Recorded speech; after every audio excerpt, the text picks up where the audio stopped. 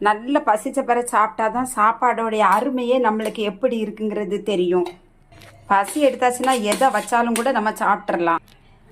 ரசத்தை பார்த்தாலே தெரியும் இந்த ரசம் நல்லா இருக்குமா எப்படி இருக்கும் அப்படின்னு சொல்லிட்டு நடுவில் ஒரு குழியை போட்டுட்டு ரசத்தை அப்படி கோழி கோழி ஊற்றி அப்படியே பிணைஞ்சு சாப்பிடணும்னா அது ஒரு தனி ருசி தான்.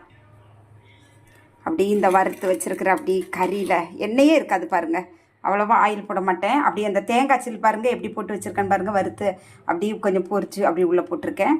அப்படி இந்த கறி அவ்வளவு எடுக்கும்போதே அவ்வளோ மனம். அப்பப்பா எங்கள் வீட்டில் ரொம்ப விரும்பி சாப்பிடுவாங்க எல்லாருமே.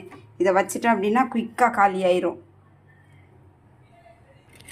என்ன சாப்பிட்டாலும் அந்த ஒரு துண்டு எலும்பு எடுத்து கடிக்கிற கட்டி இருக்குது பார்த்தீங்களா, அதுலேருந்து வரும் பாருங்க ஒரு சாறு, அது ஒரு ரொம்ப தனி ருசி தான்.